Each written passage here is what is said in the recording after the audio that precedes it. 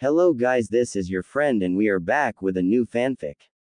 Which is what if Naruto was forced from the village at the tender age of 5 part 1. And if you enjoy this fanfic then please press the like button and subscribe to my channel for more fanfic like this. And now let's start the fanfic. Outside his apartment a venerable old man stood at the door ready to knock before he heard the sniffling of someone who had obviously given into their tears. How could he honestly blame the boy? He was hated by everyone in the village for no good reason and was forced to try and scrape out a life at the unthinkable age of only 5. 5. No child should have to fend for themselves at the simple age of 5. It was inhumane. How could it ever be allowed? How could that damn council condemn this young boy to a life of solitude and loneliness, the likes of which he doubted many a man could even withstand? He had even volunteered to take on the boy as a foster child, but it had been instantly rebuffed by the entire council, who believed it would only encourage favoritism. How he could have annihilated the entire council that day overplayed in his mind over and over as he heard the soft whimpering of the child beyond that door crying his lonely heart out. It became too much for him to simply listen any longer, and he reached into his robe's pocket and retrieved his emergency key for the room. Placing it within the lock, he turned it and opened the door into the apartment. He was instantly taken aback by how dark it was in the room. Sure, it wasn't exactly that bright outside, maybe it was about late evening, but the sun was still slightly out and allowed some light. In here, however, it was completely dark. The room was simply just one room with all different amenities in one kitchen and all in one room, and a separate area for the toilet. The room itself was immaculate. There was no cutlery cluttering the sink or any wrappers from food lying anywhere. In fact, he was surprised that a 5-year-old child could keep a room ever so tidy. At his musing, the object of his thoughts made another sniffle and looked up to the person within his house. Cerulean blue eyes met with hazelnut brown eyes as the small boy on the bed lay in the same position and finally understood the depth of what was happening. He was in the presence of possibly the strongest man in the world. No one ever said a bad thing to this man. He was very widely liked, respected, and above most others feared. That was exactly what the young boy felt just now as he looked at the venerable man in front of him. What had he done now that had gained the attention of the mighty third Hokage? Hiruzen noted the way in which those magnificent eyes looked at him in fear now. He could understand why too. No one becomes Hokage unless they are completely and utterly able to lead and hold the entire village together. The small boy moved further away from Hiruzen, almost to the point where he was close to falling out of his window. Once he reached the window, however, he realized that it was closed, and even when open did not allow him the chance of escape. Despite his small figure, he would still have problems getting through that gap. It did not stop him from leaning desperately into the wall, hoping that it would give way and let him fall outside. Naruto, Hiruzen called out softly as he felt his heart constrict in the show of absolute fear in front of him. He had seen fear from children before, of course, but this wasn't any childish fear of someone bigger than them. No, this was fear of someone who would kill him. Naruto. He tried again as he could see that the small blonde-haired boy did not seem at all ready to stop his attempts at escape. Fresh tears had appeared on his cheeks already. The boy was terrified. Naruto, I promise you that I am not here to harm you. Hiruzen tried to reason gently, hoping that his gentle tone would calm the young boy down long enough for him to be able to talk to him. Still, the boy did not move at all from his place, and the tears kept on streaking down his face, barely even glinting in the darkness from his darkened face, completely in the shadows. I promise you that I mean you no harm. I will even leave my walking stick against this wall and keep my hands behind my back. How does that sound? Hiruzen asked very gently as he set his walking stick against the wall and placed his arms behind his back, just as promised. He was pleased when he saw the small boy seem to become more at ease with him now. With renewed assurance, Hiruzen took a step forwards, only for the small boy to instantly recoil and raise his arms in self-defense, covering his face. Hiruzen felt yet another pain in his chest. Was the boy honestly that scared of everyone? Was he honestly that used to getting hurt that he instantly tried to defend his face whenever someone came close to him? Hiruzen was definitely going to have some words with that damned council. This boy was terrified of everyone. How was he supposed to ever make friends? How would he ever get an education if he was afraid of everyone? Naruto, I give you my word as Hokage that I will not harm you in any way, shape, or form. I wish only to come over there and sit with you and talk to you, Hiruzen gently told the small boy. This time to his happiness he saw the small knot of the blonde hair and proceeded to move over to where the boy sat and sat at the edge of the bed. He could feel on the bed that the boy had yet again tried to escape from him and was now trying to move away. Honestly, Naruto, when I said I was not going to hurt you, I meant it. Now come on, talk to me. I have wanted to talk to you for quite some time, Hiruzen told the boy in a gentle way, trying to make it sound more positive than negative. Why? You want to talk to me? Came the small squeaky voice of Naruto as he turned to the Hokage with a hint of fear still left in his eyes, ready to expand at light speed. That is correct, Naruto. I came here to talk to you, young man, Hiruzen said in a happy voice, to which he noticed affected Naruto. The boy seemed confused with the tone he was using. Why are you talk to me like that? Naruto asked very suspiciously before he remembered his manners and added, Hokage-sama. Why? Because I am happy that I am finally able to talk to you, of course. Hiruzen answered with a small laugh which caused Naruto to wince slightly. No one is ever happy to talk to me, Naruto answered plainly as he came forwards from the shadowy area that he had been covering himself in. They all hate me, he said as his face finally came forward from the shadows and Hiruzen was privy to a horrible sight. Naruto's whisker marks were no longer the only marks on his face, but he also sported a slash that ran from the top of his right eye right down his face and through the whiskers until it met at his chin. Hiruzen could also smell rotting flesh and knew that there was some acidic material on whatever caused that cut. Naruto turned away again and focused very intently on his index finger, which was tracing intricate designs all across his wall. Hiruzen noticed this and realized that he may very well have overstepped himself. That show had been enough. He really needed to vent now. This poor boy had suffered far too much for even him to stand any longer. He was going to find whatever shinobi had done that to the boy and was going to have some very stern words with him or her. With words possibly moving to blows very quickly, yes, very quickly indeed.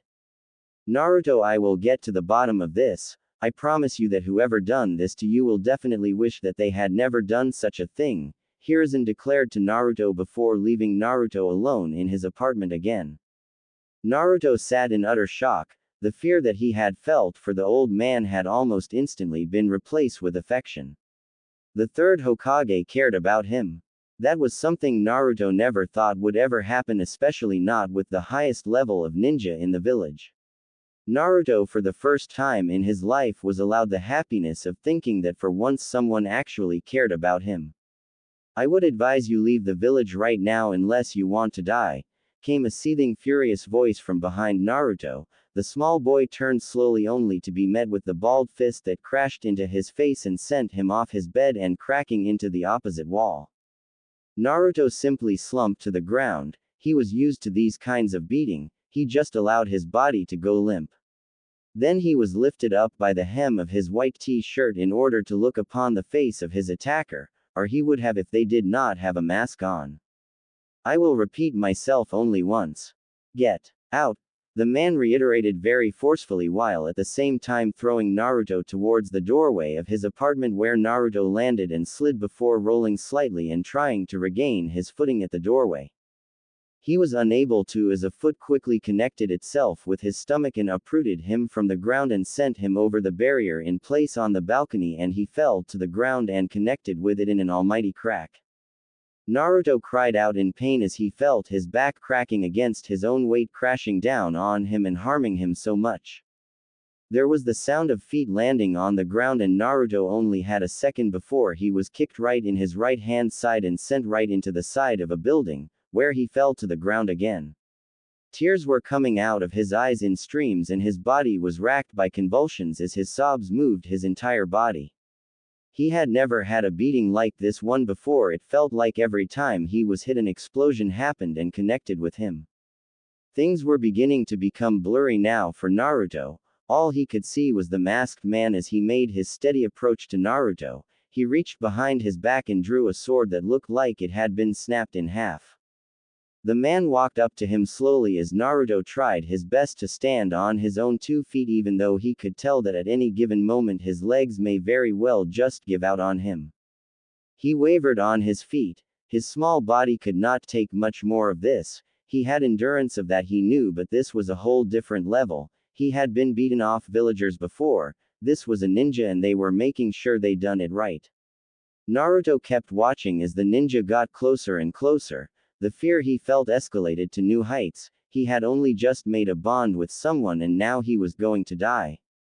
Fear overtook him. He closed his eyes and fell to the ground with a soft thump as his tears came out again in torrents. He was crying again. The owners of the house that he had been thrown into came out to inspect what all the ruckus was about, only to find an Anbu closing in on what looked like a simple small child. "What are you doing, man?" screamed the owner of the home as he came out with his wife in tow, who also screamed, "He's only a boy. He is a demon child and therefore is unstable and unable to function within this village properly. He is a danger and I am getting rid of it." The Anbu answered emotionlessly as he finally drew up to Naruto, who was crying quietly to himself. "Time to die, demon child," the Anbu said emotionlessly as he drove the sword right into the center of Naruto's chest and watched as his blue eyes opened in sheer terror and pain.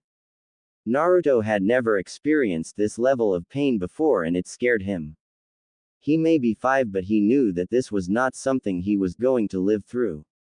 Closing his eyes, he awaited the eternal darkness to take him over and release him from the torment that was his life. As the darkness closed in, however, a piercing red light took over his vision and he could feel his entire body being supplied with energy, with power, with anger. He opened his eyes to see that everything was clear to him. That was not what astounded him, however. What really astounded him was the fact that the ninja that had stabbed him was now picking himself out of the side of Naruto's apartment complex. The ninja stood straight again and looked at Naruto with hatred. The damn boy had pulled a fast one on him. But there was something about that same boy now. He looked to where he had stabbed Naruto and could see the blood still on the t-shirt, but the wound was completely healed over. That was not what had his eyes glued to the small boy. Oh hell no, what had his eyes glued to the boy was the raging red chakra that was flaming from his body in the shape of a fox, and the fact that the boy's canines had elongated along with his fingernails into claws. But those red eyes were what really got him. He could see the intent in those eyes, the intent to kill. By this time a dangerous amount of people had heard the commotion and come over only to see an Anbu pick himself out of a building, and a small child standing across from him was a demonic chakra pouring from them and looking as feral as a caged beast. Many people had come the area, and even some of the parents with the future generation of ninja in tow had come to this place in order only to see the attempted murder of Naruto. None of them had ever seen anything so horrific. Of course, some of them may have shouted at him, or an even smaller minority have actually physically attacked him. After that show of brutality, though, even they were disgusted more by themselves now. Naruto was completely unaware of everyone who had surrounded them now. All he knew was that he had to run, and he had to do it now. Naruto turned on the spot and tried to run to his right in order to escape, but before he was even able to move a few steps, the ninja had appeared to his side and delivered a kick to his head that sent him right back into his previous hole in the wall. He did not feel the entire force behind that hit though, which surprised him greatly. He fell to the ground again, but this time landed in a crouching position and snarled. Everyone who was watching felt a shiver of fear running down their spine. No child should be able to make a noise like that. The ninja again made a move towards Naruto and aimed a kick right at his chin, only for the blow to be caught by Naruto's clawed left hand. While in that hold, the ninja jumped from the ground and brought his other foot careening towards Naruto's face again. This foot was caught by Naruto's free hand. The ninja dropped to the ground on his back. Naruto, in an act that seemed completely unlike the extremely fearful child that he was, released the feet of the man instantly and leapt onto his chest, where he started to mercilessly beat the man. Just as Naruto was about to land yet another blow to the man's chest, there was a puff of smoke and he was suddenly pummeling a tree. Confused by the turn of events, he looked up directly in front of him to see the Hokage standing there with the ninja he had been attacking sitting on the ground slouched over. That was not what Naruto was looking at, however. He was looking at the look the Hokage was giving him, the worst look a child can receive, the look of disappointment. Naruto was on his feet instantly and backing away quickly as full understanding began to dawn on him.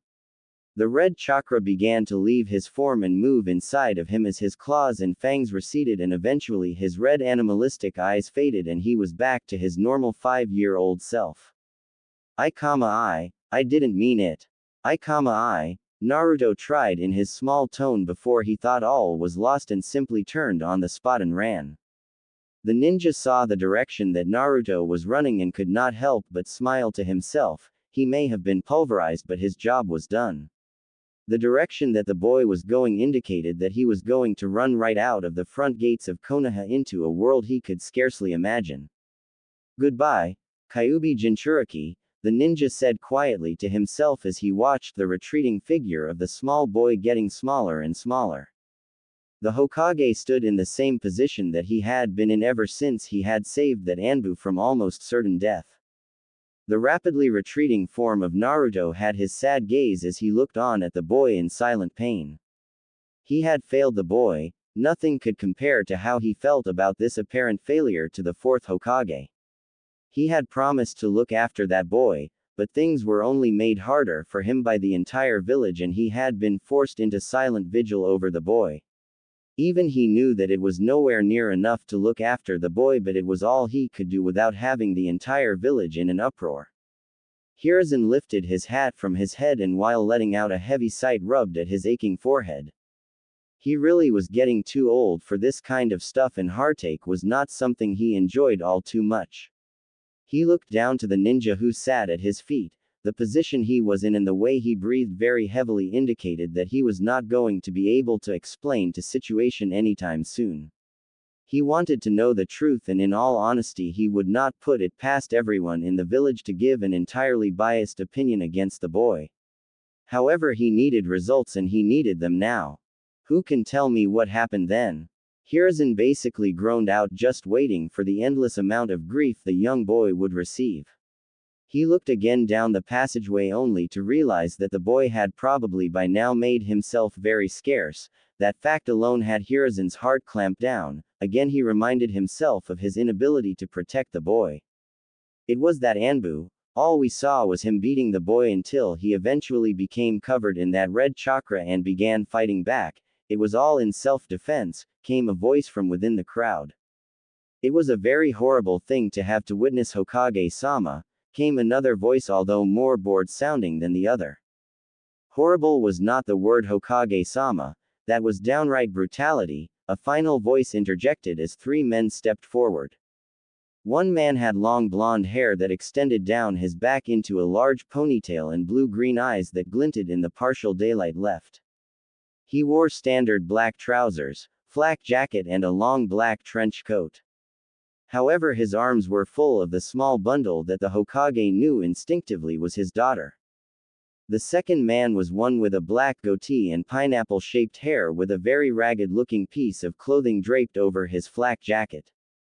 Holding onto his left leg was a small boy who looked like a miniature version of him besides the beard, obviously.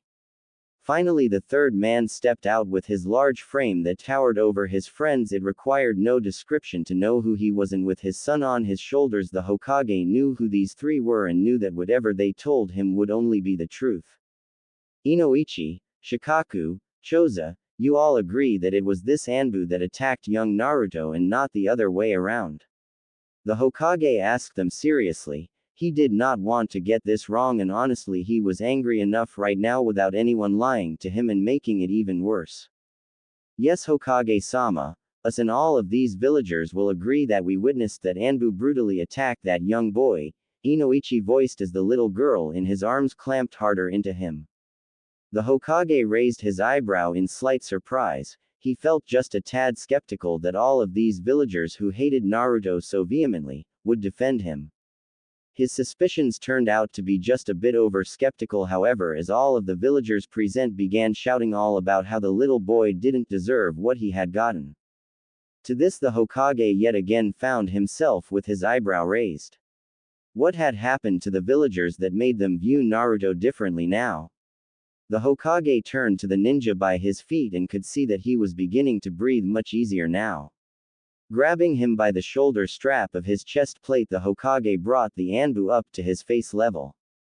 Now you will tell me exactly what happened, the Hokage told the Anbu in an extremely sinister voice. Everyone in the area could feel the killer intent dripping out of the words of the Hokage as he talked to the Anbu. The Anbu looked back at the Hokage without any hint of emotion in his voice. He answered the Hokage. I done my mission, Hokage-sama, the Anbu answered back simply as Hiruzen felt a wave of anger wash over him at the insinuation of those words. I did not approve of any mission of this nature, he exclaimed, and again the villagers present were witness to the Hokage's killer intent as he furiously denied such allegations. I never said you did. This was my personal mission to eradicate our village of that beast, the Anbu answered back, still without any hint of emotion behind his confession. Naruto was not a beast, if anything he was far from it. That boy was just a small child who had begun to fear what this world could even offer him. All he had known for so long was the fear of all you people. I went in to visit that boy for the first time today, and do you know what I found? I found a child who has experienced so much that a child should never have to endure. The fourth Hokage would be disgusted with all of you. Hiruzen went on his rant as everyone of the villagers looked to their feet in disgust at themselves. Hokage-sama, I will retrieve Naruto-san if you wish, Inoichi asked as he stood forwards out of the crowd. Hiruzen smiled slightly at the show of concern on Inoichi's face as he came forward and said that. No, Inoichi, it is too late. That boy was on the tipping point of viewing his entire world as a hateful and unforgiving place. I thought I may have been able to bring him back, but alas, I failed. Hiruzen talked as Inoichi could physically feel the hurt that was coming from the Hokage. This business had really hurt the great ninja and he was definitely having a hard time. You, on the other hand, Hiruzen brought the Anbu back into the conversation again as he looked at the ninja with hatred never before seen on his usually kind face. Will spend the rest of your life in captivity for what you have done. That boy was damaged enough without you pulling the final straw and chasing him away. The Hokage almost shouted in his stern voice.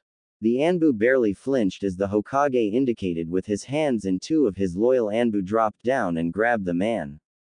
Once all three of them were gone, Hiruzen turned to the large crowd that were around him and began to address all of them.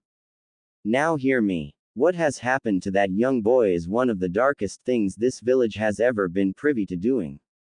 He did not deserve anything that he received from any of you. Due to the actions that have taken place, I am forced to banish Naruto from this village because of the brutality in which he attacked that ninja. Congratulations everyone. You gave that Anbu the ammunition he needed to banish Naruto from this village, the Hokage told them all as his voice dripped with sarcasm by the end of his speech. He was furious with them all, to be honest. They had all mistreated that boy so horribly and had brought him up in a world where he only knew fear and pain. What kind of life was that for a child? He kept on running. He didn't know where he was going. He didn't know how much further he could keep on going, but he knew he had to continue onwards. The look he had received told him everything. He was no longer welcome in the village. He had finally overstayed his welcome, and with that look it had sealed the deal. He was no longer wanted, although he could never think of any time that he had been wanted. Ever since he could remember, he was on his own. He had to fend for himself, get used to regular beatings, and learn when to stay away from everyone. The trees flew past him as he continued to run. The road below his feet had slowly been replaced by a dirt track that was leading further into deep woods. Still he continued onwards. The tears that had yet to stop falling were pattering off the ground as he continued to run. He felt his body becoming heavier again and knew that he was not going to last for much longer. It hurt too much. His legs were beginning to seize up and his chest was feeling tighter and tighter the more that he ran. His pace slowed down as he reached a clearing in the woods and unintentionally tripped over a branch sticking out of the ground. Landing face first into the ground, he did not even cry out as his face met with the ground and felt all of his body begin to shake from fatigue.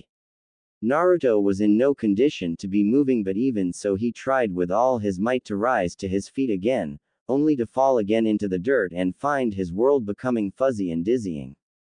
As time dragged on, he could not feel anything anymore. His vision was all but gone and he was barely holding onto his consciousness. Even that, however, was slipping from his grip. With his last gaze before being consumed in the darkness, Naruto turned onto his back and gazed up at the night sky, marveling in the blurred images of the stars that twinkled in the night sky. Then it was all dark. Naruto awoke to the gentle rocking of the ground. It was oddly soothing to him and he turned over onto his side only to wince in pain as his muscles tightened. "You all right there, little one?" came a kind voice to his left. Naruto opened his eyes and could see that the trees were moving along. Looking to his left, Naruto came face to face with the person who had spoken before. It was a man who looked like he was in his late 30s, maybe early 40s. He had a neat beard and mustache. It was just right for him as it was not too long and did not make him look scrappy. His hair was partially long, reaching about shoulder length, and like his beard and mustache, it was black in color, if only beginning to gray a bit. His clothing was rather casual. It was a simply pair of blue pants and a grayish long-sleeved shirt that was covered over by a black coat. Naruto looked around where he was too and found he was currently riding on a cart that was full of goods such as food, water and such. "Little one," the man reiterated softly as Naruto's gaze was brought back to him, which he smiled at. "Are you okay, little one? You looked very tired and sick on the road I found you," the man told him with a kind smile on his face. Naruto felt strange. He had felt this feeling before, back when the Hokage had talked to him. It was happiness. There was yet another person out there who actually cared about him. "Yes, sir. Thank you. I'm fine," Naruto answered through a very croaky voice. The man noticed the way Naruto's voice was and his face turned from kind to concerned. "Are you sure, little one? You should not force yourself. If you need more sleep, then have it. It is a long distance before we reach the next village," the man said in a concerned tone as Naruto simply looked at him in wonderment. He truly did care about him. "I'm fine honestly, sir. I'm just a little sore," Naruto answered with his voice sounding a little better and began to sit up straight in the back of the cart. The man seemed almost ready to try and persuade him otherwise, but as he saw Naruto get up onto his feet and move forward with little pain evident in his features, he decided against it. Naruto sat down on the empty seat next to the man and looked straight ahead. The cart was being pulled by two horses, one of which was white, the other being darker gray with black patches over its body. He looked directly ahead of them and could see that the woods they were in was thinning out and that he could see sand in the distance. He could see an endless expanse of sand moving towards them that only stopped when it rose far enough to touch the sky, and the picture then continued to be beautiful blue from there on. The man could see Naruto's wonder-filled gaze and smiled to himself as he talked to the young boy. "So, what's your name, little one?" he asked with a smile as Naruto turned to him, broken out of his trance. "Naruto, my name is Naruto Uzumaki," Naruto answered the man with a slight smile. "Well, Naruto Uzumaki, it is a pleasure to make your acquaintance," the man said happily as he extended his hand outwards towards Naruto. He instantly brought his hands up in a defensive gesture that completely took the man by surprise. Why did the kid act that way? Was it anything to do with why he was on the road in the first place? Then it occurred to him. "Naruto, where does your family live?" the man asked softly and noticed how the boy's expression saddened rather quickly. "I don't have a family," he answered back sadly while looking down at his feet now. "What do you mean you don't have a family?" the man asked, trying to talk as gently as possible. "I mean I don't have a family. No mum, no dad, no nothing. I have no family," Naruto cried to him as tears began to appear on his cheeks. The man recoiled at the way the boy had completely changed at the mention of family. Okay, Okay, I'm sorry, I didn't know. I just wondered if there would be anyone worried about you at all and you needed to get home to them, the man tried to explain, his voice still gentle. No one cares about me, Naruto told him as if it were a well-known fact. The man was again surprised. Surely that could not be true, could it? I'm sure someone must care about you, Naruto. The man asked gently as he saw the way Naruto's face cringes almost as if in pain. No one does. Everyone hates me. I don't even know what I done wrong, but people would hit me and shout at me for no reason.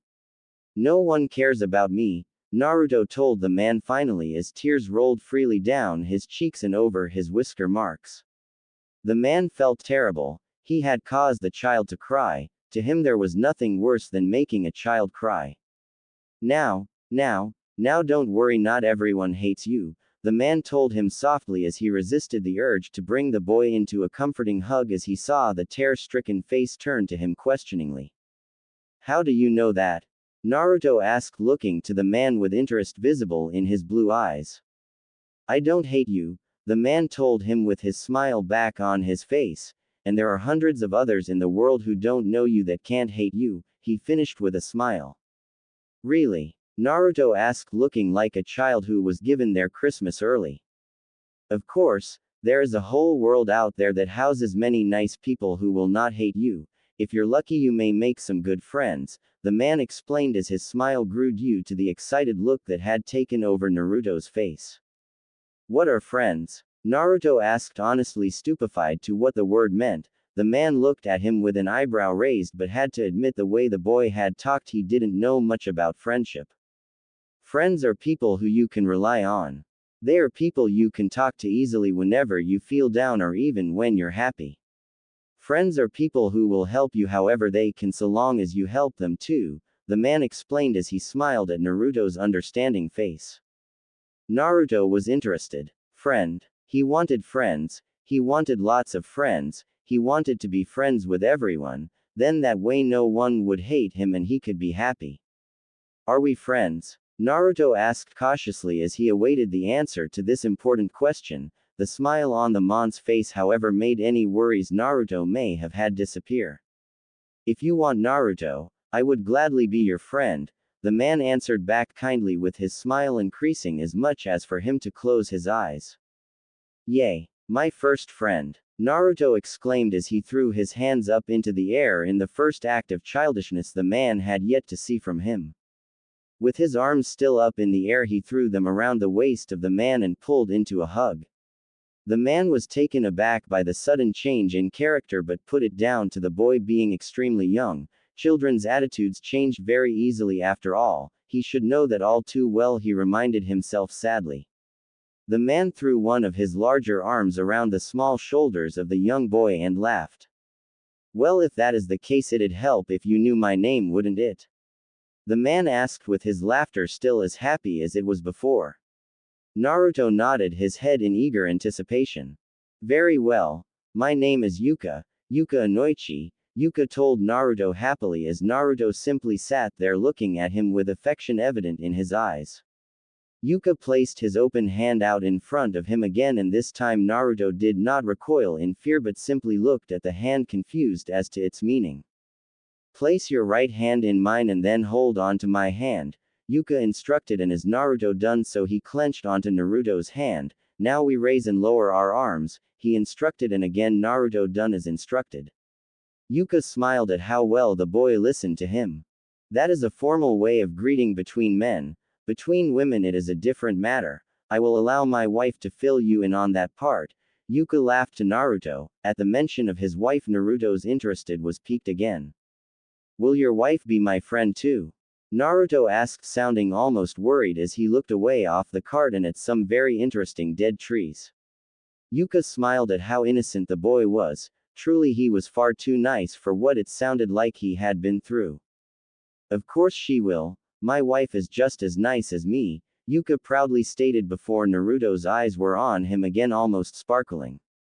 But you'll have to wait until we go through the rest of the villages before you meet her, Yuka told him, completely forgetting he was again overstepping himself. That is of course if you wish to keep on traveling with me, I realize you said you had no family, so I would be glad as your friend to invite you along with me and we can travel the long road together, and then you can meet my beautiful wife, Yuka said as more of a question than a statement. He did not want to force the boy into anything, but at the same time he didn't want to leave the boy alone. Well, no one is going to miss me, so I'll go with you. Naruto answered back again, very childlike in enthusiasm. Yuka could only smile for this child. He was indeed too nice for what his past sounded like. That surprised Yuka too. He would have expected someone who went through such horrors to be more angry, but this child seemed like he had a heart of gold and only wished to share his love for everyone. Yuka smiled yet again with Naruto still hugging into him. How quaint, he had found a friend in the form of a small 5-year-old child. His other friends would laugh at him, but he didn't care. This little boy needed someone to care for him and he would gladly do it. It's only what the little boy deserved. Naruto had long since fallen asleep and was breathing very calmly as he lay comfortable across Yuka's lap. He smiled down at the young boy, memories flooding his mind of a situation like this not too long ago. Looking up again at a sudden gust of wind, Yuka saw the large fortifications of the sand loom up before them. Yuka shook Naruto in order to wake him, finding it rather adorable the way that Naruto so innocently awoke and rubbed his eyes tenderly. He had a large yawn that would have put a cat to shame and finally opened his eyes to look at Yuka with a small smile playing on his lips. Good sleep, Naruto? Yuka asked with a slight laugh at the antics of the boy. Honestly, it was as if he had never had a good night's sleep. He had sleep from the edge of fire country until they were deep enough into wind country that they had reached the village hidden in the sand. That was a 4-day trek by cart. The best sleep I've ever had, Yuka. Thank you, Naruto responded as his smile grew even more. Maybe the sleep was all he needed to cheer him up. He did still look exhausted after talking to Yuka and did not take much convincing to go back to sleep. Naruto had initially cuddled up to him and fell asleep but had gradually fell until his head rested on Yuka's left thigh. Not wanting to wake the boy up, he had just left him, and damn if he didn't have one bugger of a dead leg after 4 days. Where are we? Naruto asked, astounded at the change of location. He had just been in a forest and now he was in a desert with large walls getting ever closer and a passageway into somewhere getting closer.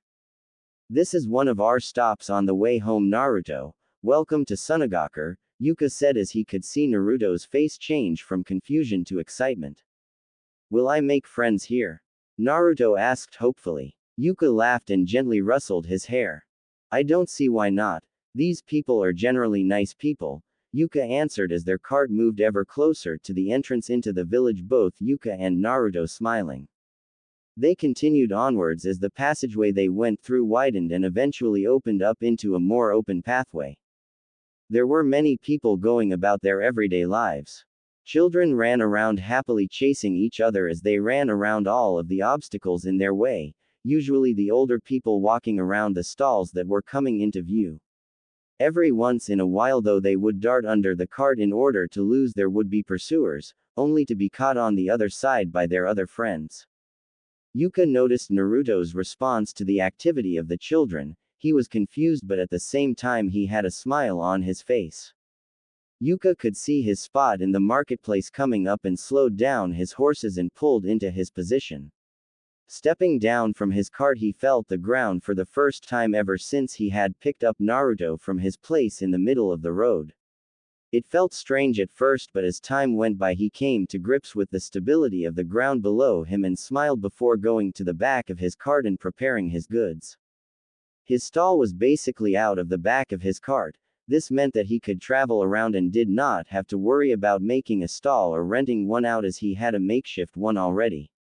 Naruto had climbed over the piece of wood separating the goods area from the seats and had come to the back of the cart in order to help Yuka. Naruto, would you mind fetching some water for the horses? They have been walking for some time and I am sure that they will be thirsty, Yuka asked kindly and smiled when Naruto nodded his head enthusiastically. The water is just over there in that well. Just lower the bucket into the water, bring the bucket up and tip the water into this bucket. Yuka instructed as he gave Naruto a slightly wide bucket in order to accommodate both horses, of course. Naruto nodded again before going over to the well, careful to avoid everyone on his way there. Walking over, he accidentally walked into the legs of a woman. "Sorry, ma'am," Naruto said quickly before closing his eyes and awaiting the almost certain abuse he was expecting. "Why, that's all right, little one," came a soft reply from the woman, and Naruto looked upon the woman who had talked so kindly to him. She had red hair and green eyes and right now was smiling at him like no woman had ever done before. Naruto, while momentarily frozen, eventually remembered what he was meant to be doing and with a final smile to the women turned around and moved over to the well. Bringing up the water in the bucket, he poured it into the one Yuka had gave him and took the time to look at his surroundings. The place he was in was a very busy place considering how close to the outer walls it was. There were many merchants who were trying to sell their wares, and Naruto could see Yuka beginning his attempts to sell his merchandise. Naruto picked up the bucket full of water and made his way back over to the horses. The bucket was surprisingly heavy and Naruto found himself struggling to walk with the heavy weight acting on his small body. However, after a few moments Naruto felt the weight being lifted and looking up saw a man holding that same bucket of water easily in his hands.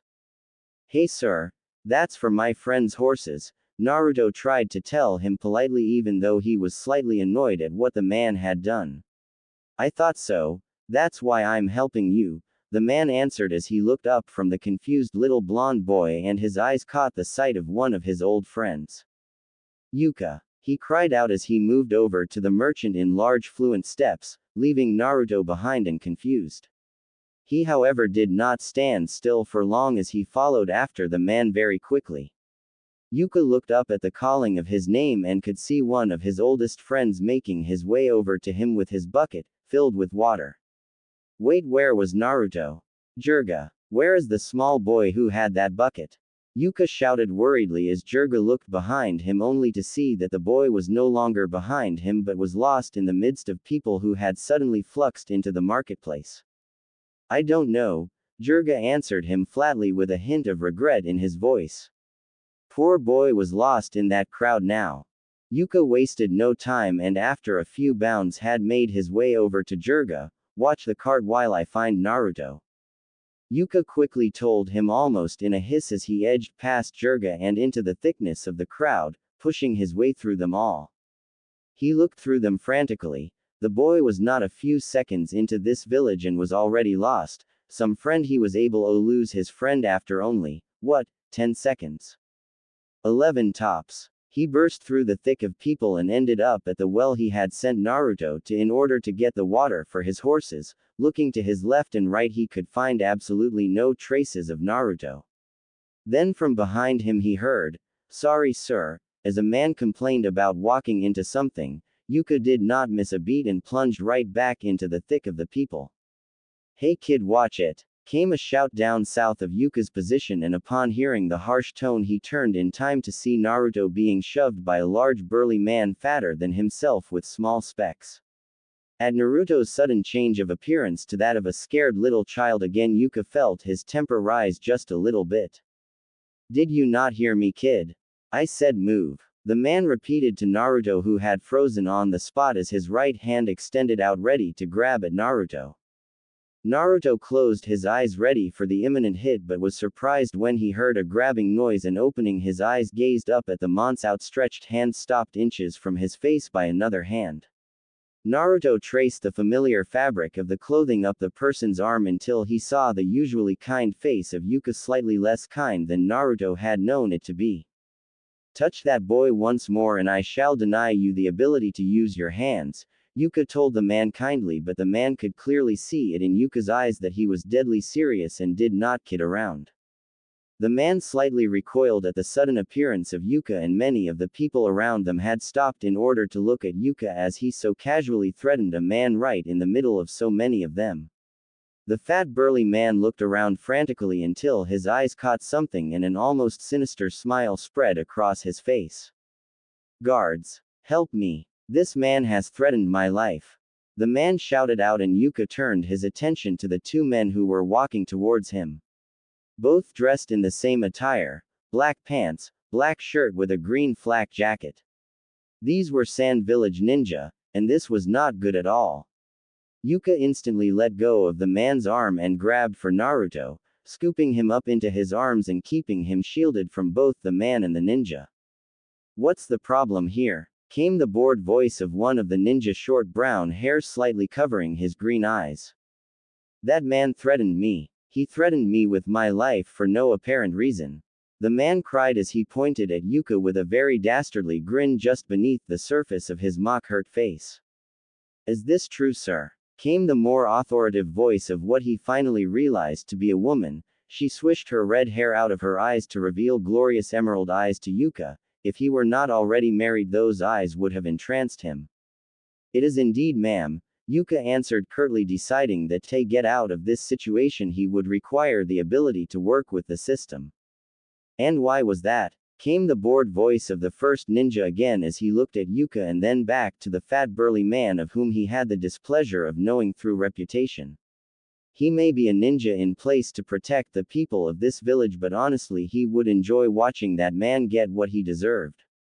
He was about ready to hurt my little friend here, and pardon my personality, but not on my life will I allow that man to touch this boy again, in any way at all, Yuka told them in defiance. No one was touching Naruto, not so long as he was there. Naruto turned around to look at the two ninja and at that moment recognized the woman from before. Hi, Naruto said quite enthusiastically to the female ninja with a smile. She looked at him in surprise. That was the little boy who had accidentally bumped into her while she went to begin her watch of the marketplace for the day. He was polite enough when he had apologized to her, and she already knew that the man accusing the gentleman with the little boy was an idiot and a fight starter. Hello there, she answered Naruto with a smile on her face, to which Naruto's only grew bigger. The other ninja noticed this and couldn't help but feel his own face begin to twist into a sort of smile. The kid was too damn nice for his own good. Well, what are you going to do to them then? The man asked impatiently. As all attention was back on him, he could see the cold gaze from Yuka visually stabbing into him and the less than happy gazes of the two ninja just about doing the same thing. I think we should let them go. What do you think, Kuro? Asked the woman of the duo as Kuro raised his hand to look as if he were thinking deeply about it. Me too, Yuri, and I do believe that all of the villagers will agree it was through no fault of that child's. Won't they? Kuro asked as he looked around the villagers as they all instantly nodded their heads. Satisfied, he let out a smile before turning to the small burly fat man. Now you may continue on your way unimpeded, Kuro said sarcastically before walking away to his post again. Yuri stood in the same position for a small while before she reached out and cupped one of Naruto's cheeks in her hand. With a fond smile she leaned in and kissed him on the forehead. Never lose that smile, young one. It makes people feel better, Yuri said to him softly as Naruto looked at her skeptically. How do you know that? He asked her, genuinely confused. At his confused face, Yuri had to resist the urge to just grab him and hug him. He was the cutest and most adorable boy she had seen in a long time. You made Kuro smile. No one makes Kuro smile, Yuri told him as she began laughing and walking away. My name is Naruto, Naruto shouted to the back of the woman's head. At this sudden shout she turned to look at him with a smile on her face. I just thought you should know my name since I want to be your friend, Naruto said, his cheeks beginning to heat up under the gaze of the rather beautiful Kunoichi. That sounds nice, Naruto-kun, Yuri said as she smiled again and turned and began to walk away again, but not before raising her hand up to above her shoulder and waving at them with the back of her hand. Ciao.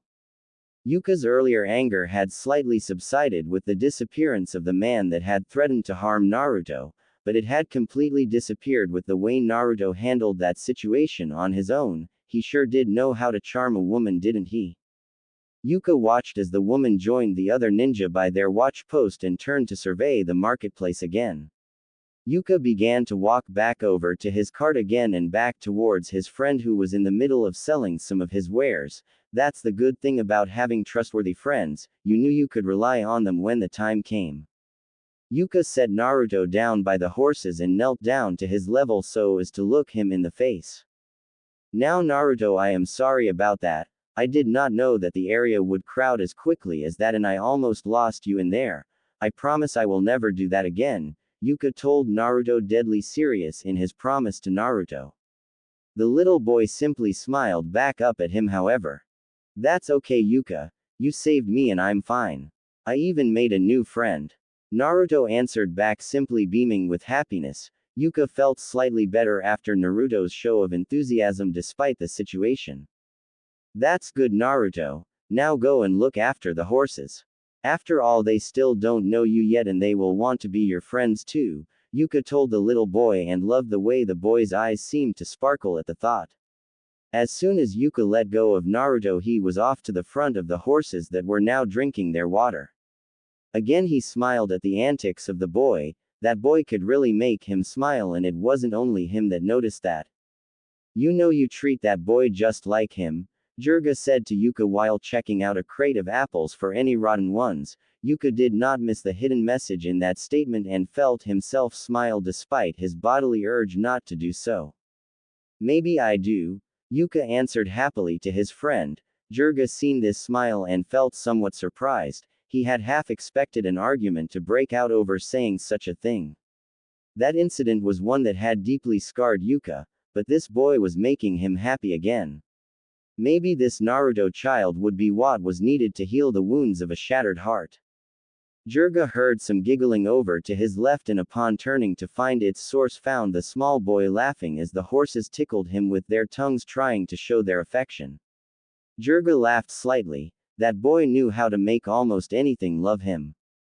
I see that king and queen like you, Yuka said to Naruto with a slight laugh in his voice. Honestly, his voice would quaver more after what he and Jirga had slightly mentioned, but for now he wished to be strong for Naruto. He was only a child and needed all the help that he could give the boy.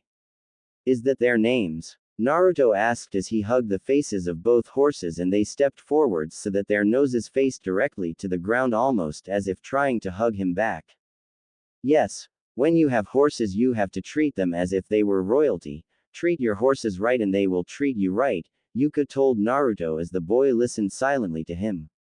So like you would treat a friend then?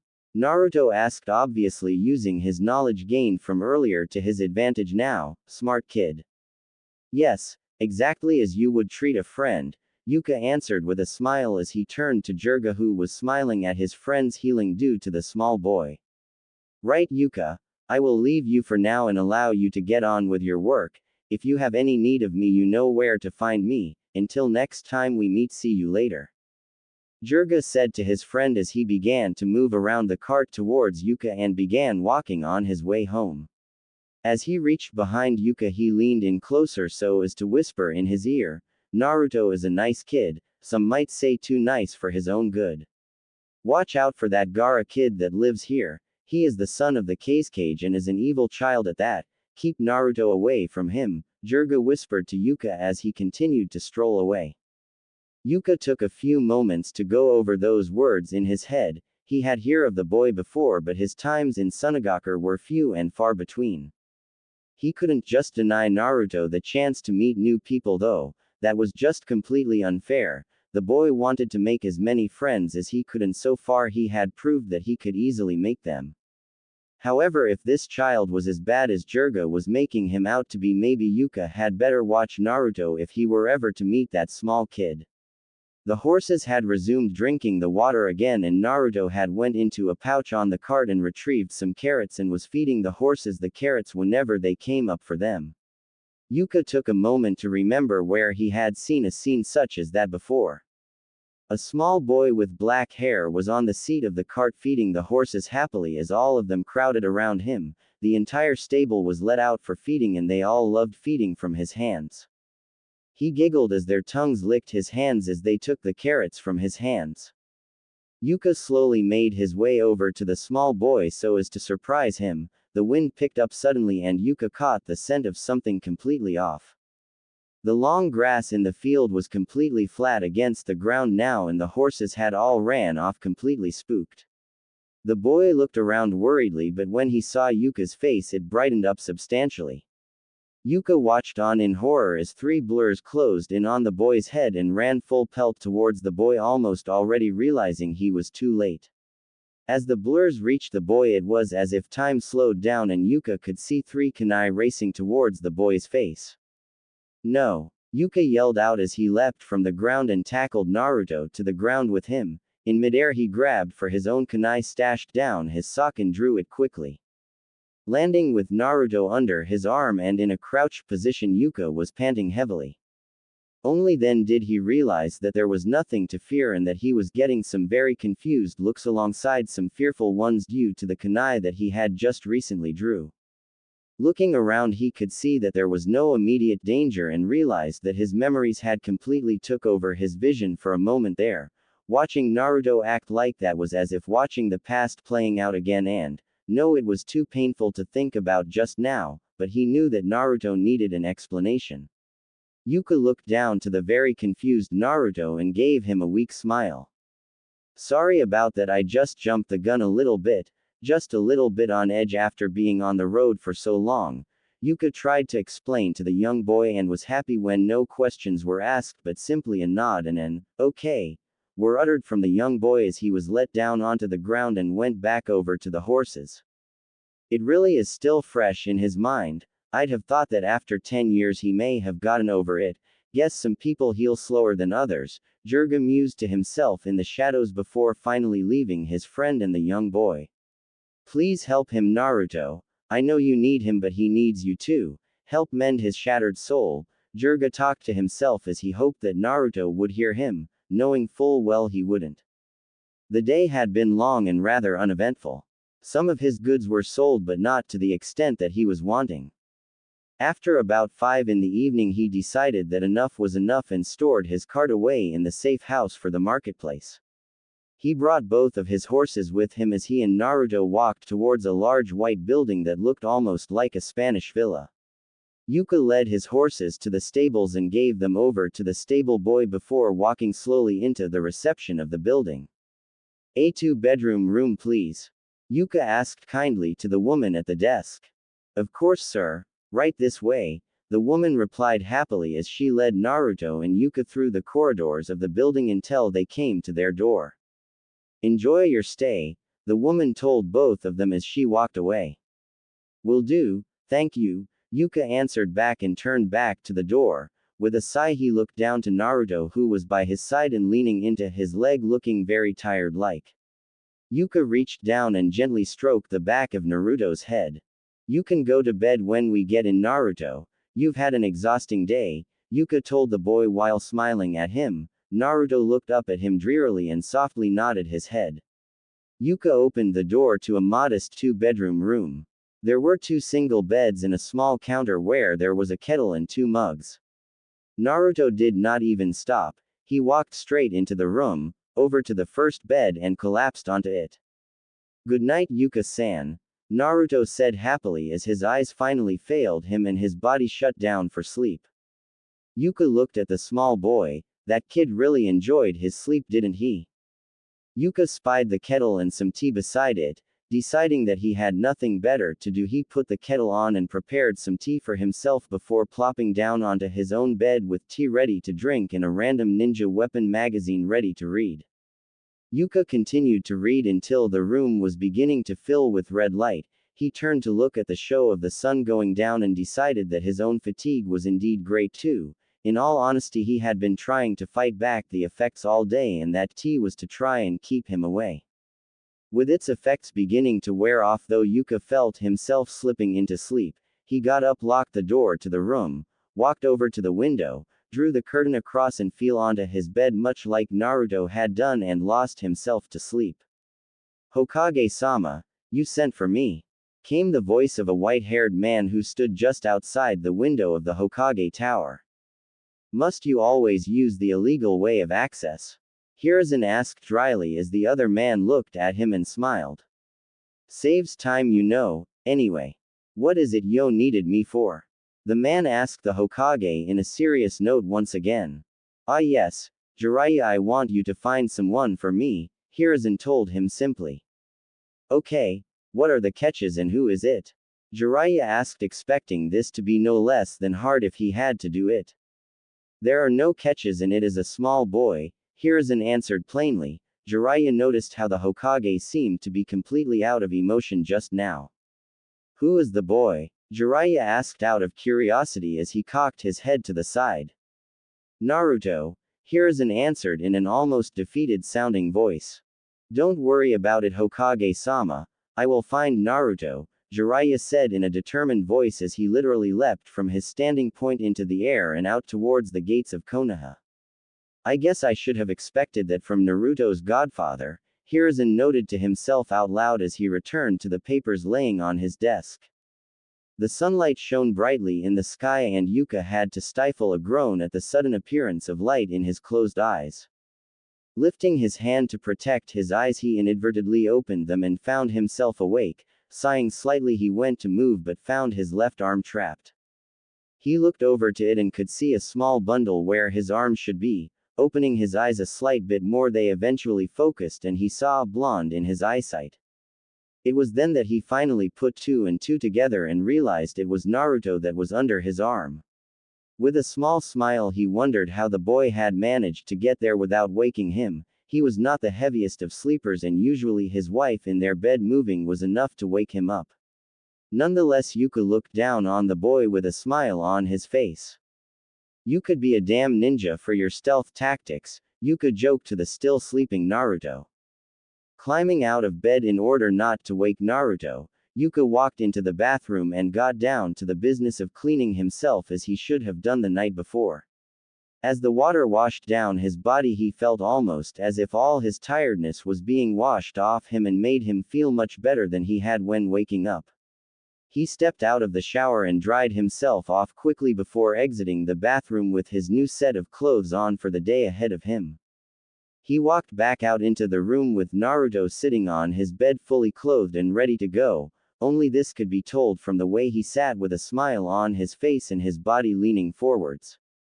Ready for another day in the market then, are we? Yuka joked to the young boy as Naruto very enthusiastically nodded his head in reply, causing Yuka to laugh slightly.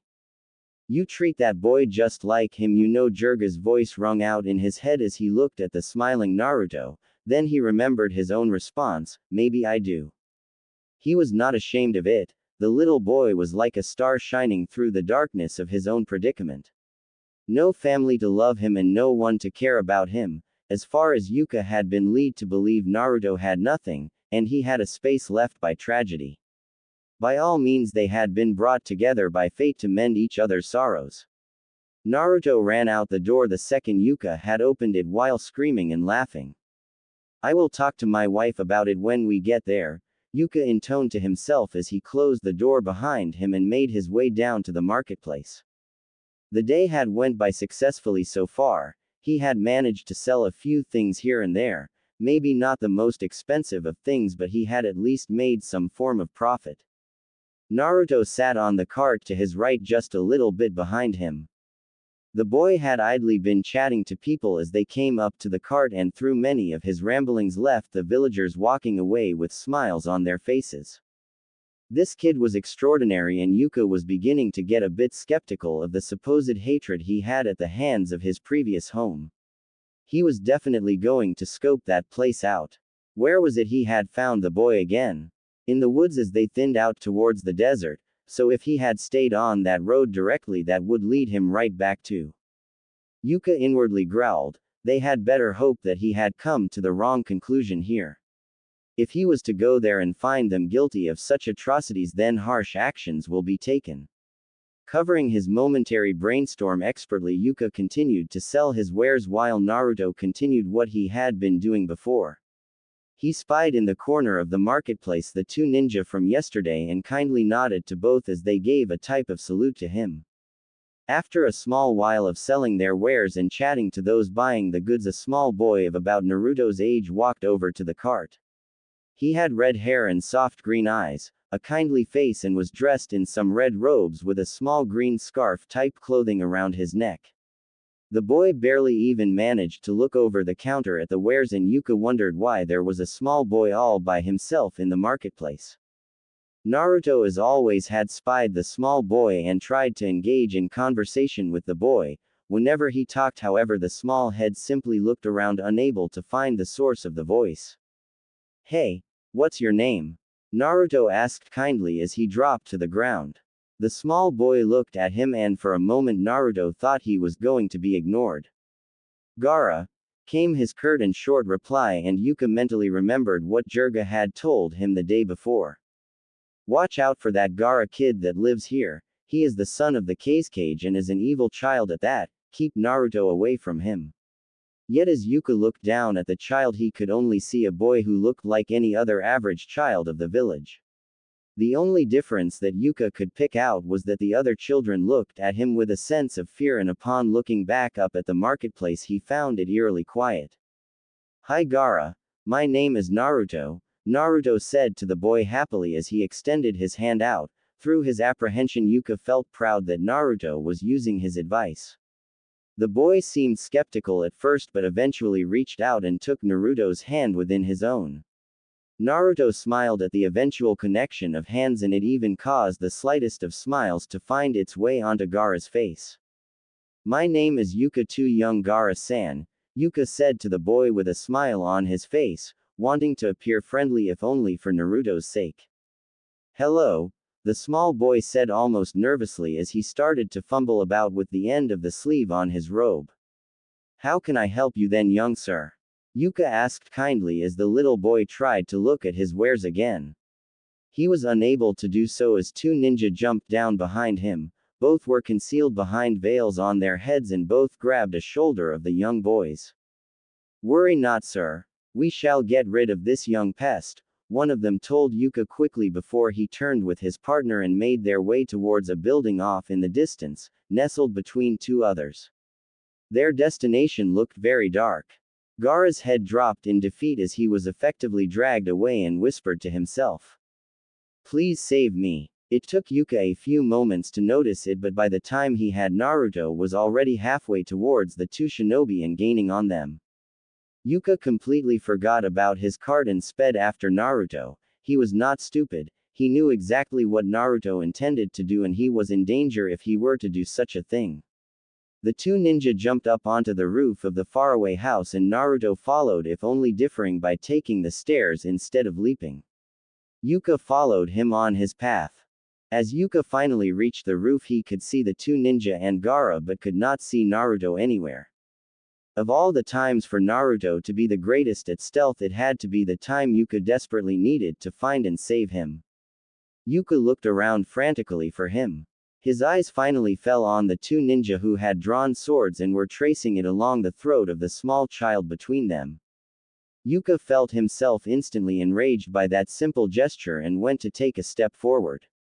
He was instantly stopped when a swish of red happened in front of him, and he was then looking at the back of a head full of rosy red hair. The ninja from the marketplace turned to him and her emerald eyes almost shone out as she looked at him. Don't worry about Gaara. The sand always saves him from any and all harm, the ninja told him calmly, but Yuka could not help himself from shouting back at her. Then why not go over there and help him? He yelled at the top of his voice. The sand will kill me if I do, she answered him again very evenly this time. Yuka frantically looked around for Naruto again. That boy had better stay out of the way. Yuka was not angry, no, he was terrified. Over the short amount of time he had known the boy, he had grown accustomed to him and did not enjoy the idea of losing him in a familiar fashion. It is okay, Kuro is watching him just now, see? Yuri told him calmly as she pointed over to the other side of the building's roof where Kuro stood with Naruto in his arms. Naruto was trying desperately to free himself though. Yuka breathed a sigh of relief at that. Both ninja stepped back slightly and raised their swords above their heads. Gaara's was down slightly as if bowing his head in defeat. A sound in Naruto's direction had Yuka's head snapping in that direction, and to his horror he saw Kuro holding onto his arm as Naruto tore across the roof towards Gaara. Time slowed down as Naruto neared Gaara. Both swords fell at a painfully slow pace, and even as both Yuka and Yuri took a step in order to stop everything, they were too late. The sand that had been conjured out of Gaara's gourd floated in the air as it was unrequited now. At Gaara's feet lay Naruto with 2 slashes crossing down his chest. Gaara looked down at the form of Naruto on the ground in dire pain, and the 2 ninja could see it in his eyes that he had changed. The sand that hung around in the air buzzed with an almost bee-like quality to it as the sand vibrated around him. Gaara moved his right hand forwards, and at that action a huge plume of sand moved forwards as one and slammed into one of the ninja. The other stood stupefied before charging in at Gaara. He raised his sword again and brought it down with all his might, yet it was stopped by a wall of sand that began to dissolve and revealed a myriad of sand shaped into tendrils with sharp points. The ninja looked into Gaara's eyes and could see the killer intent he had inherited. Before he could even move any part of his body, he was punctured countless times as all of the tendrils dug into him from all directions. The ninja fell to the ground, dead. His friend, who had been sent back a fair distance, threw a kunai in Gaara's direction, but as being disorientated it headed instead for the prone form of Naruto. The sand around Gaara darted for Naruto instantly and consumed the kunai as it entered. As the kunai fell to the ground, all of the sand darted for the ninja and completely covered him. Without even moving, Gaara with only a though had the ninja within those sandy walls crushed and finally allowed the sand to dissolve again. The ninja fell from the tomb of sand to the rooftop with a thud. All of the sand made its way back into Gaara's gourd, and Gaara's original kinder face returned, and Gaara seemed almost exhausted afterwards as he began panting heavily as if he had been moving around. Yuka burst past Yuri and ran over to Naruto, who was still on the ground groaning at the slashes across his chest. Yuka was already teary-eyed. After what he had just watched, it was hard for him not to go over and absolutely erase those 2 men from existence. As it was, he knelt by Naruto's side and took in the image of his open chest as blood oozed out freely and ran down the side of his stomach. His breathing was slow and labored. Gaara looked one to his unnecessary savior and then turned his gaze back to the man that hands since reaching Naruto extended his hands over Naruto's chest, and a dull green glow was shining over Naruto's cuts. Why did he do that? Gaara asked the man almost nothing above a whisper as he stared at the injured boy.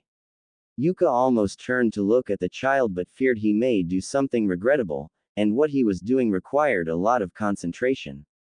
I don't know. I think he done it because he believes you to be his friend, Yuka answered him slowly, trying to keep his concentration more on the process than what he was saying. No one wants to be my friend. All the other kids around here are afraid of me and run away whenever I get near them, Gaara explained as his feat became increasingly interesting to him. Alarm bells went off in Yuka's head as it reminded him of a similar story he had heard not too long ago. With a heavy sigh, Yuka turned from Naruto, his work done to the best of his abilities. The wounds were closed over, but the scabbing process would have to take place. He does want to be your friend. He knows loneliness like you do. He told me that no one liked him.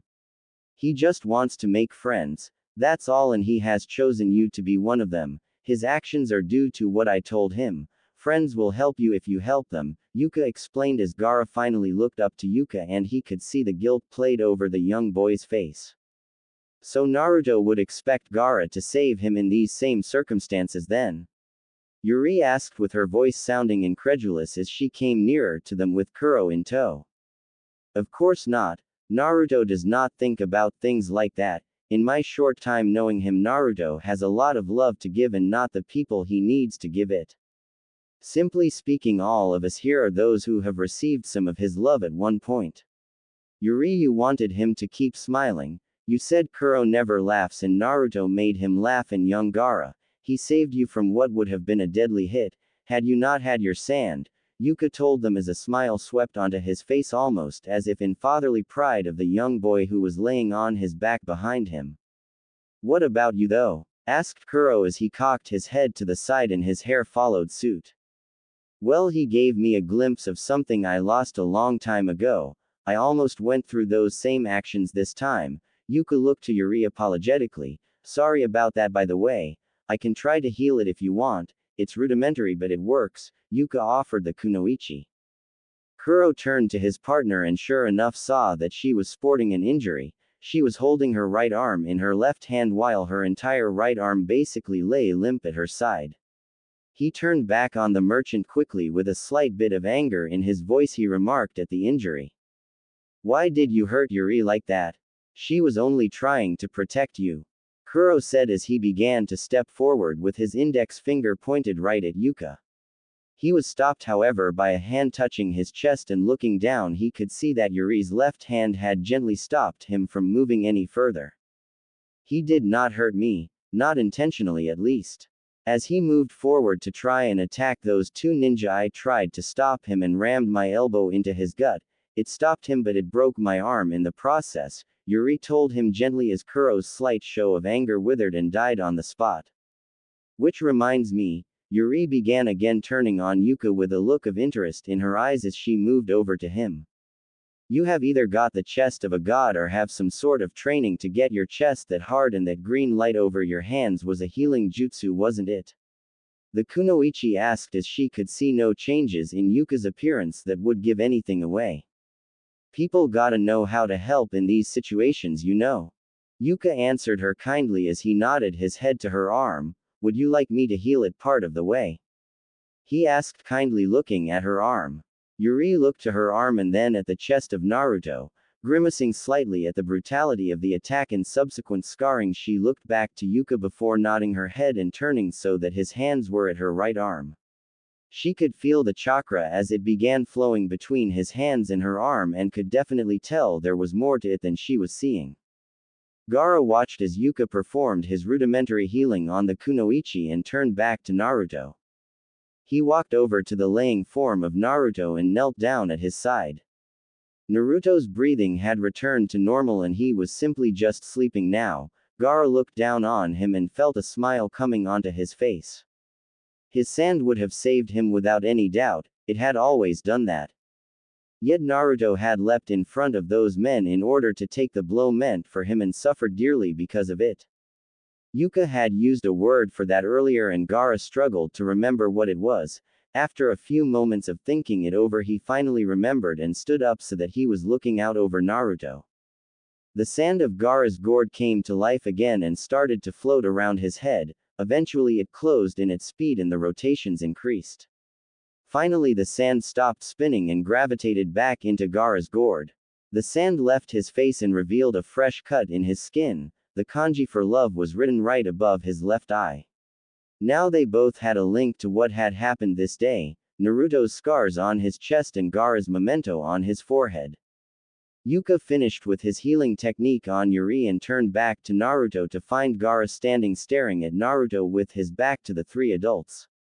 Yuka saw no quick movements nor any aggressive stance and as such just left it be for as long as was needed.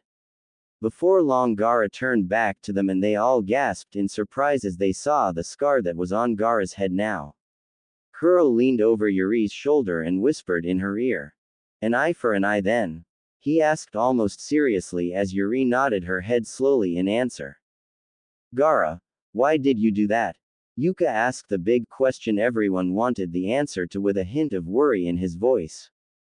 Naruto saved my life and received scars. I wish to show my appreciation and show him that we now both bear scars to mark this day as the beginning of our friendship, Gaara answered very unchildlike, so much so that it unnerved the adults slightly. Okay, I think Naruto will be happy with that, Yuka answered back, finally realizing what Gaara was telling them. Naruto groaned behind Gaara and that caused all of the people present to turn and regard the small boy again. He was attempting to sit up but was quickly stopped by Yuka gently pushing down on his shoulders. Don't move yet. Those scars will open if you move too soon, Yuka explained, and to his surprise Naruto simply nodded and stayed still. Naruto turned his head over to his left and took in the sight of the three sand citizens. The one that caught Naruto's attention though was Gaara, as he had blood running down the left side of his cheek. Did I fail Yuka-san? Naruto asked weakly as he fled himself, becoming disgusted that he might not have been able to save Gaara. He only wanted a new friend. No, you saved Gaara. Naruto, what you see on his forehead is the symbol for love. That is his way of saying thank you and also his way of forever remembering this moment. Like you will be reminded of it by those two scars on your chest, Yuka told him as he finally indicated Naruto's chest.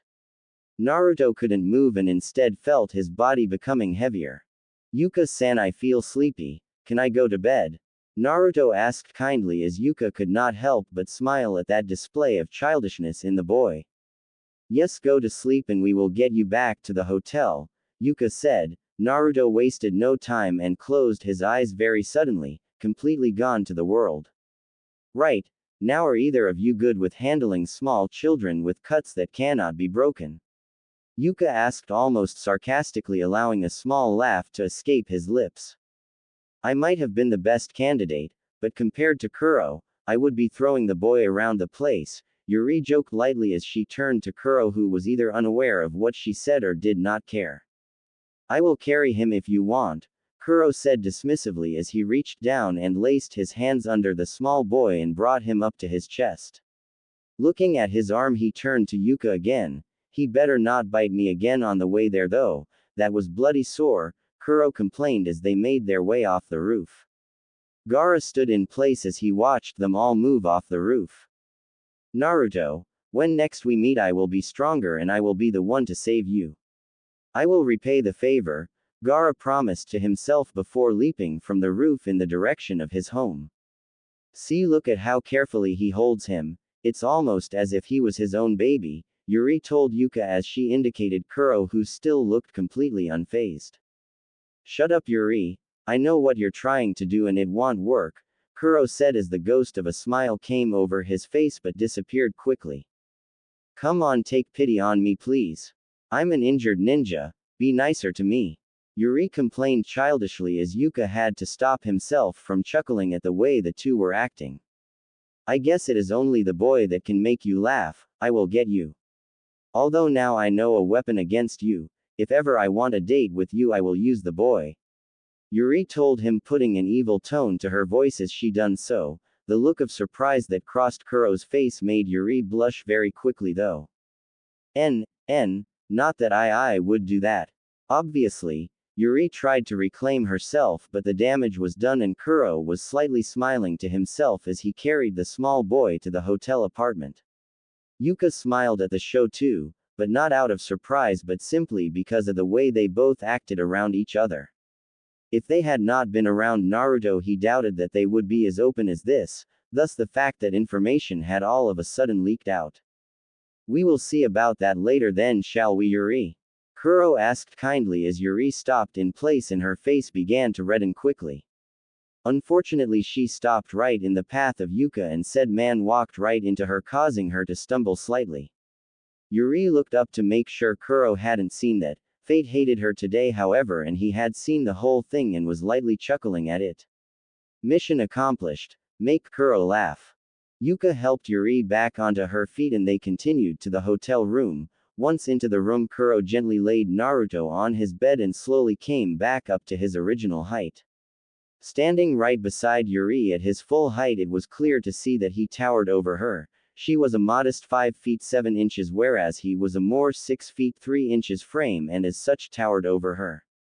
Yuka looked down to the boy asleep on the bed and then back to the two ninja in the room.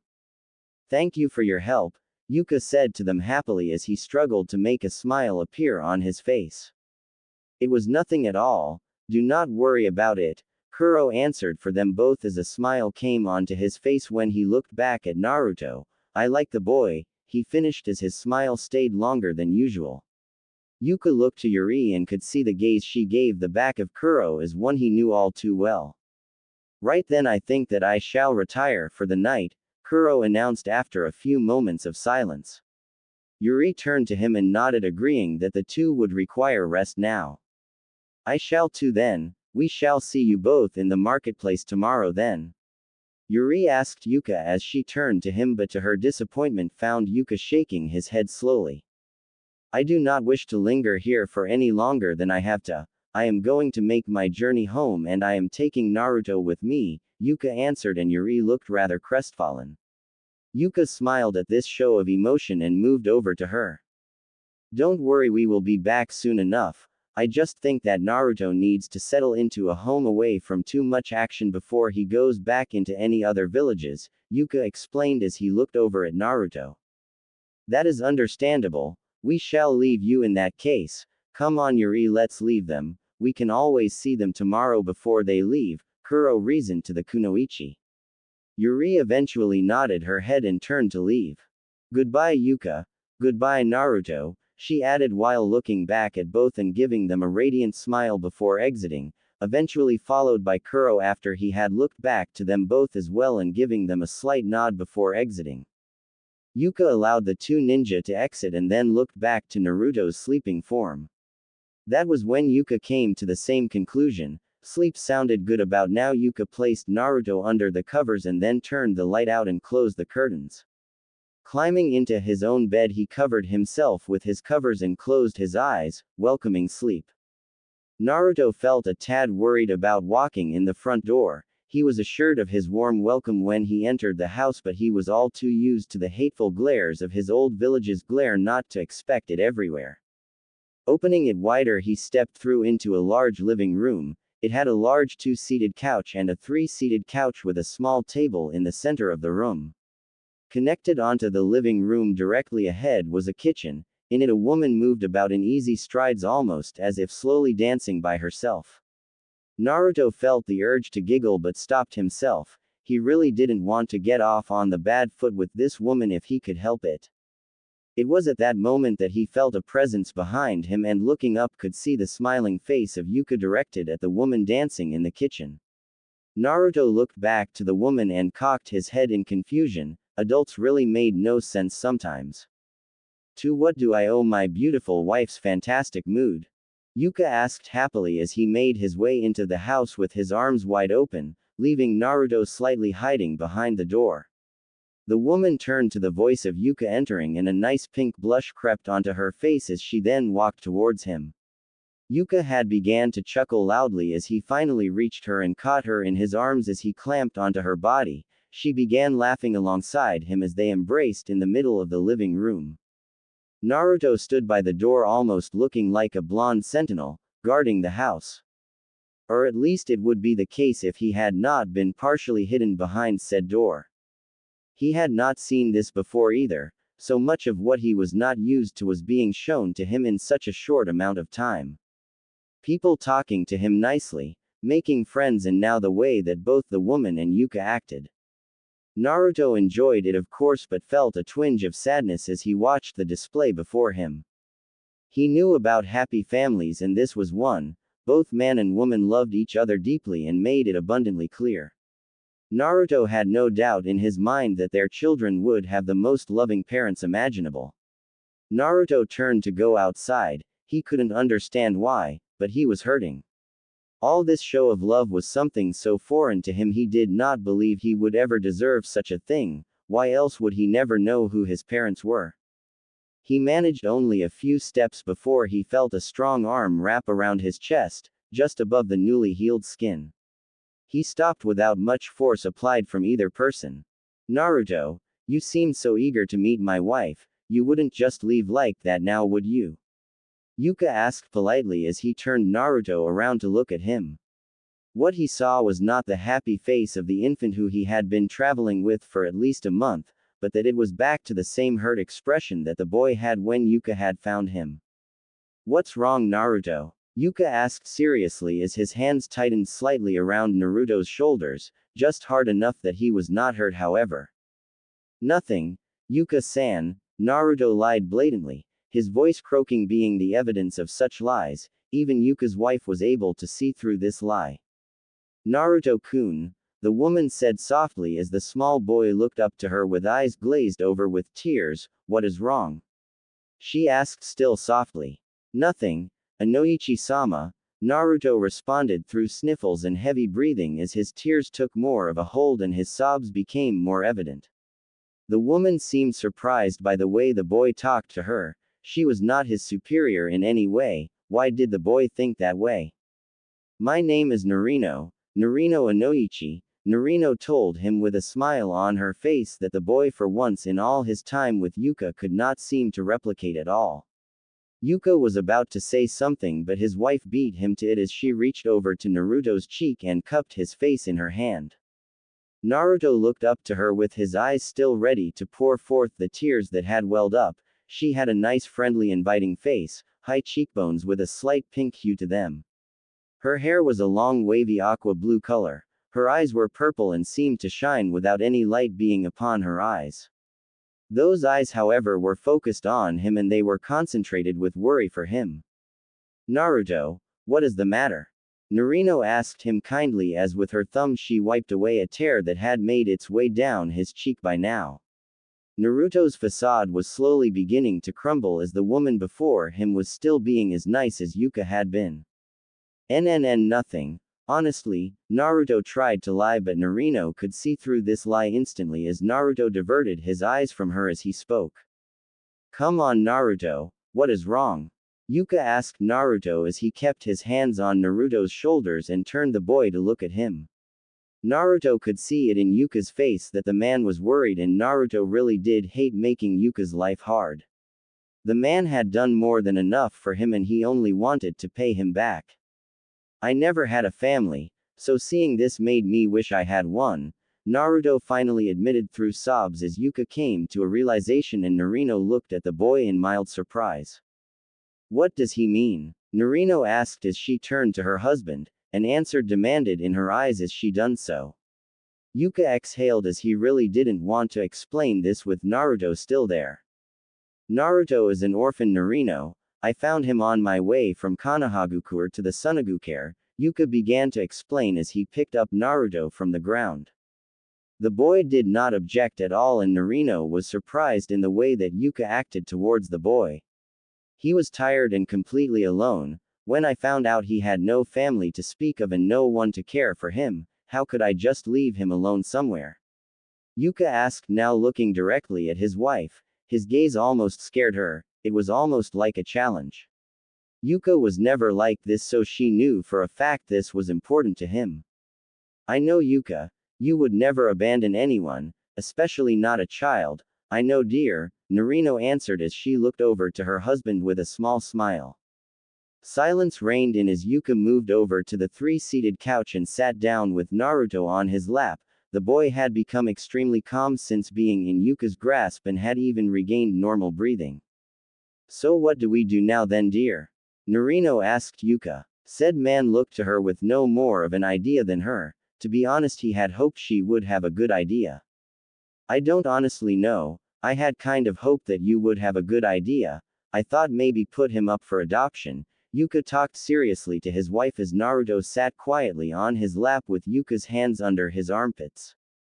Well, it might be a good idea. I mean, he is going to need parents, isn't he? Narino asked sadly as she looked down on the content face of Naruto. Yuka had that effect over the boy. I guess so, but who? I mean, I don't know any couples who want to adopt a child, do you? Yuka asked his wife, his seriousness still in place. However, Naruto had turned to look at Yuka with anger on his face, mixed with determination. I don't want to go, Naruto said flatly, making his point made by standing up from Yuka's lap and turning on him suddenly.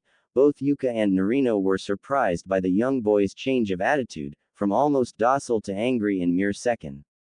What do you mean, Naruto? Narino asked the boy softly to his back as he turned around to her with a less angry face, but his determination was clear in his eyes.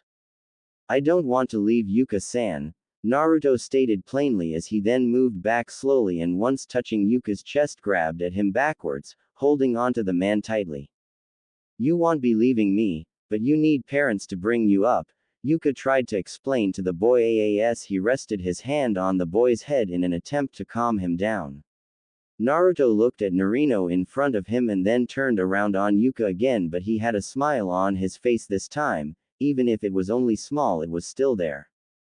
You be my parents, Naruto told him happily as Yuka stared at Naruto with his mouth wide open and Narino looked at the boy's back in shock. Did he really just say that? Yuka attempted to talk, but after many times of fumbling around for the right words he was unable to do so and dropped his head in defeat. He looked up to Narino and she felt a pain in her chest she had not felt for at least 10 years. that look he gave her just mortified her beyond belief. She had not seen that dead look in his eyes for many a year now. She would catch glimpses of it every once in a while, but he appeared to be fine afterwards. Not this time. He was feeling the full brunt of the trauma again. Naruto noticed the change in Yuka and tried to get his head around so that he could look Yuka in the face, acting in the way that only a child could ever really get away with. Narino could see Yuka's hands moving up to his head and resting his head on his hands. His hands became fists and they began shaking slightly. She needed no further indication of what was happening and would leave him alone. That was all he required in this situation, that she knew very well. She moved over to where Naruto was still trying to look into Yuka's face and placed both of her hands under his armpits and lifted him off Yuka. Come Naruto, I want to talk to you alone so that Yuka can have a nap. Look at him, he's so exhausted. Narino said to Naruto happily as she took his hand and led him outside. Naruto looked back to Yuka and understood. Yuka was sleeping, was he? Then he had better be quiet and not wake Yuka-san up. Yuka-san needed his sleep and Naruto slowly tiptoed out of the house with the woman leading him, a slight smile gracing her features as she noticed how cautiously Naruto was moving so not to make a noise. She led him around the side of the house and towards the horses' stables. Say Naruto, how about we feed the horses for Yuka Give him a nice surprise to wake up to, Narino suggested. Naruto looked up at her beaming as he nodded his head. Okay, I want to give a gift to Yuka-san since he became my first friend. Naruto said happily as he walked alongside Narino happily humming an odd tune. The kid was so damn cute, that was for sure, Narino thought in her head. He's almost lick. Her heart slowed at the thought and she felt a tear sting at the corner of her eye. She may have managed to get over such an incident, but her husband still held himself responsible because of it and had never fully forgiven himself. They reached the stables and Narino gave Naruto a carrot to feed to King while she fed Queen. Naruto held out the carrot at his own height and offered it to King. Narino half expected she would have to lift Naruto onto one of the stable fences but was pleasantly surprised when King instead knelt down on his forelimbs to accommodate Naruto's height and took the vegetable from his grasp. After finishing the treat, King brought his face forward and nudged Naruto gently. The boy giggled slightly and hugged into the face of the horse happily. Narino was definitely surprised at that one. No one was ever that close to King. He always seemed to be too far away from everyone. Even Yuka, who had raised the stallion since it was a foal, had never gotten a reaction from the horse like that. Narino gently stroked the face of Queen after she finished feeding her and moved over to Naruto as he let go of King and allowed the horse to move from the stable to the small paddy on the side. Naruto, how on earth are you able to hug King? Narino asked, completely unable to hide her curiosity and her raised eyebrow. But Naruto simply smiled at her in return as he explained. Yuka-san said that if you wanted to be treated well by your animal allies you had to treat them appropriately, so I treated King and Queen as their names imply, as King and Queen. I used to bow before them and they did too, but after a while they were not too bothered if I did or not. Naruto finished with a smile as he watched both of the horses run around the paddy happy that they had been fed. Narino had to applaud the child's use of ingenuity, keeping in mind that he was only a child and that mentality had helped him come to such conclusions, but, that aside, he had done a difficult feat even the owner of the horse could not accomplish. Naruto, why did you say that in the house? Narino asked the boy eventually after they had watched the horses run around in silence. Was I being selfish, Narino-san? Naruto asked as his face suddenly became downcast and he found the floor interesting. She felt guilty instantly and knelt down to his level while placing both of her hands under his chin. No, that is not it. It is just that saying such a thing brought back painful memories of the past. Narino paused as she hoped the boy would not press further. Why, what happened, Narino-san? Naruto asked as he lifted his face and stared directly into her eyes. With that look, Narino almost felt the desire to tell Naruto everything about herself. The boy wanted to be as nice as possible. Well, over 10 years ago Yuka and I had a son. We loved him dearly, Yuka even more so. He was the apple of Yuka's eye. 10 years ago, though he was killed by some rogue ninja, Yuka saw the whole thing happen. He still blames himself to this day for it, he still thinks he could have done more, Narino explained as Naruto stood still soaking up the information, almost looking as if he understood the situation perfectly. Narino was really beginning to like the boy, situation permitting she would happily take him in and protect him as a surrogate parent. So what I said made Yuka get sad? Naruto asked her with his own voice wavering on its pitch. How do you know he was sad? I said he was asleep, Narino answered as she raised her eyebrow. His eyes were open when I tried to look at his face again, Naruto explained as he placed his hands behind his back. I won't say that again, I'm sorry Narino-san. I will go and live with other parents if that's what you and Yuka-san want, Naruto told her as he began to make his way out of the stables with his eyes facing the ground. He was stopped by something. He moved to walk around whatever the object was, guessing he had walked into a post or something. It was not until he felt himself lifting off the ground and found his face almost directly across from Yuka's. The man's smile was back on his face as he looked at Naruto warmly. Don't call me Yuka-san anymore Naruto, from now on it can be Dad, Yuka said happily as he could see Naruto's face brighten up at the suggestion and leapt for Yuka whilst still in the man's grip. Yuka laughed at the action, he was going to look after this boy and he would make sure to do better this time, he would not fail this boy in any way shape or form. Narino simply laughed at the show of affection between the two males and moved up to her husband and hugged her new son, before turning to face Yuka. Remember and leave some spare love, Naruto is not the only one who will be calling you that soon enough, Narino said with a blush on her cheeks as she then looked down to her stomach. Yuka's eyes widened at that and Naruto turned to look at Narino in surprise. What do you mean Narino-san? Naruto asked happily as he turned to her. She was able to take Yuka's adorable shocked face no longer and she crumbled. First of all Naruto, it's mum now. Second of all I mean you are going to have a younger sibling soon enough, Narino told him and Yuka simultaneously. When? Yuka asked unable to ask any more than that single-worded question. Well for both questions I know you're asking I am 2 months gone and I think that should mean 7 months from now. If things go well, Narino answered her husband with a smile, his was replicated on his face as he turned and looked down to Naruto who was still in his arms. You gonna look after your younger brother or sister then Naruto? Yuka asked happily as the boy looked back to him with his own vibrant smile. Yeah, I'll be the best big brother anyone could ever want. Naruto responded happily as he fist-pumped the air, while still in Yuka's grasp, the man simply laughed in all his happiness. He was a father of 1, soon to be 2 children, and he was going to be sure that both of his children had the perfect lives. That was a promise he was going to make sure he kept, till his dying days.